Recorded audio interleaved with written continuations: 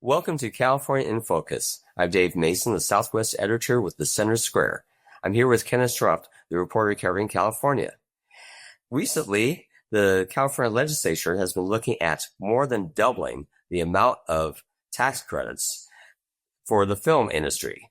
Of course, this has been a long-standing problem for California, which has been to keep movie productions in the Golden State.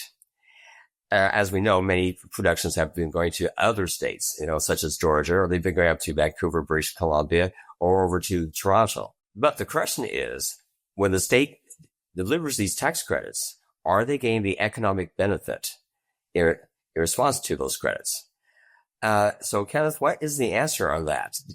Is the state getting the bang for its buck? No, they're not. Also, the state's not even competing with other states or Canada. They're competing with countries all across the world, other countries that are happy to lose money and have money to spend on trying to get film there. Let's look at the basic analysis first. The state's own analysis says that these credits, by the way, they're refundable. So it's just cash pretty much, right? These refundable production credits generate only about 20 to 50 cents of state revenue for every state dollar spent.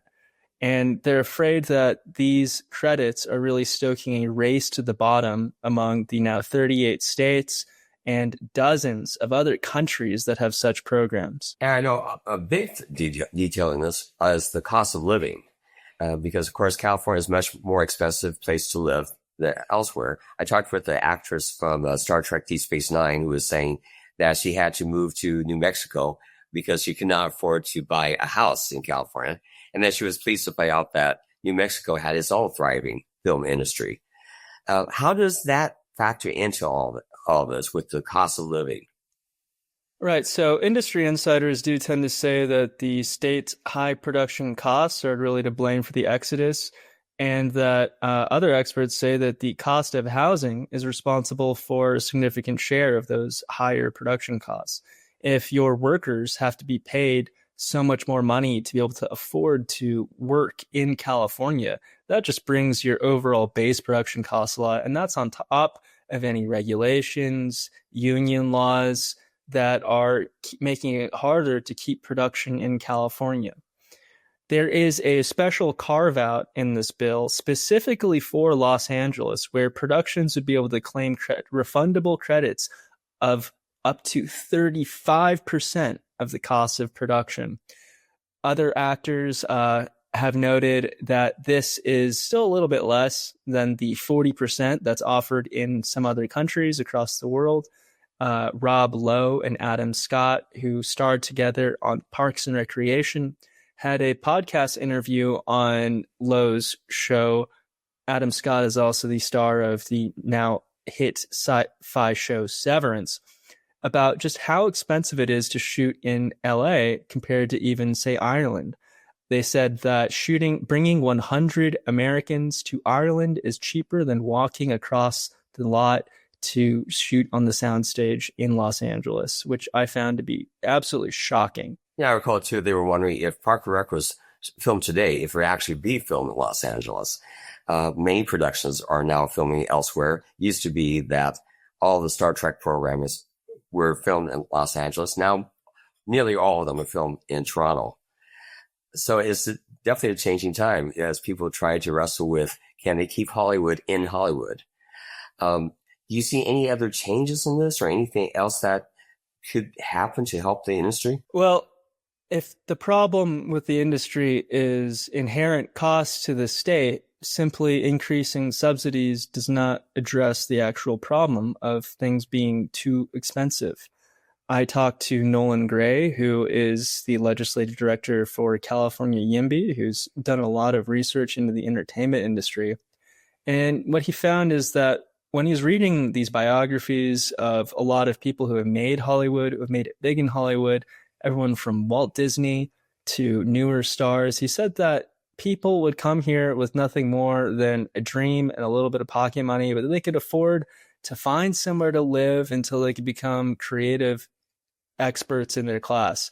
He really wondered whether or not someone like Walt Disney could have taken the train from Kansas city to California and become a media mogul if he were facing the rents of today. It's just too expensive to live here, and it makes it hard to be a creative. You can't just come here and try to be a waiter and live in an apartment in Hollywood while you try to get your acting career off the ground. It's just too expensive for that. So if we can't solve the value chain from the bottom, people are going to go off and start their careers in entertainment in other cities like Atlanta, where rent's a lot cheaper. And that comes down to a question of how do you achieve things such as more affordable housing?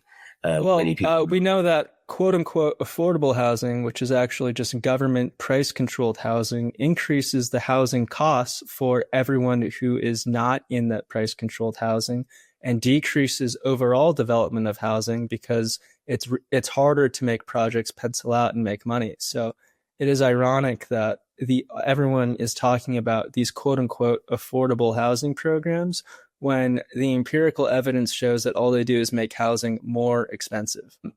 Another thing I'd like to get at is that, the donors to Newsom's campaign, if you look at the top 25, about half of them are entertainment industry consortiums or the employees of the entertainment industry. It's one of the bigger donors and one of the most high profile donation sectors to the governor. So there is a bit of an appearance of quid pro quo in this matter. It will be interesting to see what direction this takes as the state balances its concerns about affordability and trying to keep the movie industry here.